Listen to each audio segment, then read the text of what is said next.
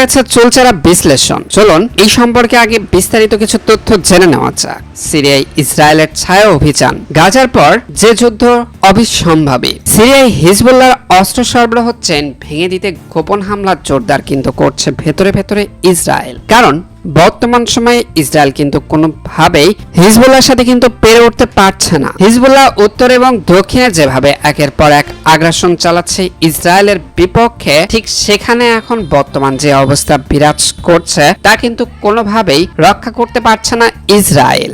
গাজার পর হিজবুল্লাহর বিরুদ্ধে সর্বাত্মক এমন যুদ্ধ কিন্তু শুরু করতে যাচ্ছে ইসরায়েল। কারণ তারা চায় হিজবুল্লাহর অস্ত্র সরবরাহের চেন ভেঙে দিতে, গোপনে হামলা জোরদার করতে, যাতে হিজবুল্লাহকে একটা চরম ও কঠিন শিক্ষা দেওয়া যায় সেই ব্যবস্থার পায়তারা করছে কিন্তু ইসরায়েল। আমরা সকলেই জানি ইসরায়েলের এই দিবাস্বপ্ন কখনোই পূরণ হবে না, তারা বরাবরের মতোই ব্যর্থ হবে, এটা নিশ্চিত। সিরিয়ার অস্ত্র গুদাম সরবরাহ রুট ও ইরান সংশ্লিষ্ট কমান্ডারদের ওপর গোপন হামলা জোরদার করতে কিন্তু মাথা চাড়া দিয়ে উঠেছে ইসরায়েল। ইরানের প্রধান মিত্র লেবাননের হিজবুল্লাহ গেরিলা গোষ্ঠীর বিরুদ্ধে সর্বাত্মক যুদ্ধ ছড়িয়ে পড়ার হুমকির মুখে এই হামলা শুরু করেছে ইসরায়েল। 7 আঞ্চলিক কর্মকর্তা ও কূটনৈতিক এমন তথ্য কিন্তু নিশ্চিত করেছে। 3 কর্মকর্তা জানিয়েছেন গত 2 জুন আলেপ্পোর কাছে একটি গোপন ও সুরক্ষিত অস্ত্রের গুদাম লক্ষ্য করে বিমান হামলা চালায়। 3 কর্মকর্তা আরো জানিয়েছে গত 2 জুন আলেপ্পোর কাছে একটি গোপন ও সুরক্ষিত অস্ত্রের গুদাম লক্ষ্য করে বিমান হামলা হয়। ওই হামলায় ইরানের বিপ্লবী গার্ডের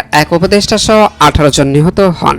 আর ইসরায়েলের 4 কর্মকর্তা জানান মে মাসে লেবাননের উদ্দেশ্যে রওনা হওয়ার ট্রাকের একটি বহরকে লক্ষ্য করে বিমান হামলা চালায় ইসরায়েল। ওই গাড়ি বহরে ক্ষেপণাস্ত্রের যন্ত্রাংশ ছিল। আর একটি অভিযানে হিজবুল্লাহর কয়েকজন কর্মীও নিহত হন। বছরের পর বছর ধরে সিরিয়া এবং অন্যান্য দেশের চিরশত্রু ইরান সমর্থিত সশস্ত্র গোষ্ঠীগুলোকে হামলার লক্ষ্যবস্তু করেছে ইসরায়েল।